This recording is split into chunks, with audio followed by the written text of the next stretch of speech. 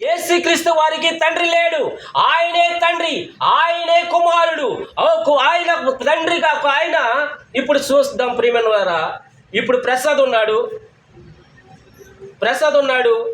ప్రసాద్ చిన్నప్పుడు ఆ ధనంజయకి కుమారుడికి అన్నం తినిపించినప్పుడు, అన్నం తినలేనప్పుడు నీ ఏమంటావు?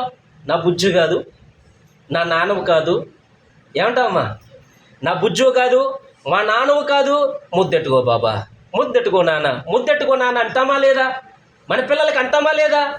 అంటే ఆ పిల్లవాడికి అన్నము తినిపించడానికి నువ్వు ఏమయ్యావు? చెప్పాలి నాకు తెలుస్తా. నువ్వు ఏమయ్యావు? నీవు తండ్రివై ఉండి నీవు తండ్రి స్థానములో నుంచి నువ్వు ఏ స్థానంలోకి వచ్చావు? అన్నం తినిపించడానికి. నీ కుమారుడికి అన్నము తినిపించడానికి నీకు కుమారుడి యొక్క స్థానములోనికి నువ్వు వచ్చి నీ కుమారుడు నువ్వు ఏమి చేస్తున్నావు? తండ్రిని చేస్తున్నావు. దేని స్తోత్రం.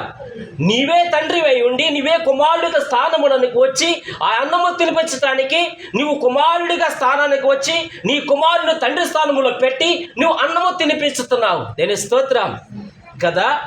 కాబట్టి ప్రియమైన వారా, యేసుక్రీస్తు వారు ఆయన కుమారుడిదైన స్థానములకు వచ్చి కుమారుడుగానే జన్మించి నాకు తండ్రి ఉన్నాడని చెబుతున్నాడు, కానీ ఆయనకి తండ్రి లేడు. ఆయన ఎలోహీం. ఆయన దేని స్తోత్రం. ఆయన ఆశ్చర్యకరుడు, ఆలోచనకర్త, బలవంతుడైన దేవుడు, నిత్యుడగు తండ్రి ఆయన. దేని స్తోత్రం.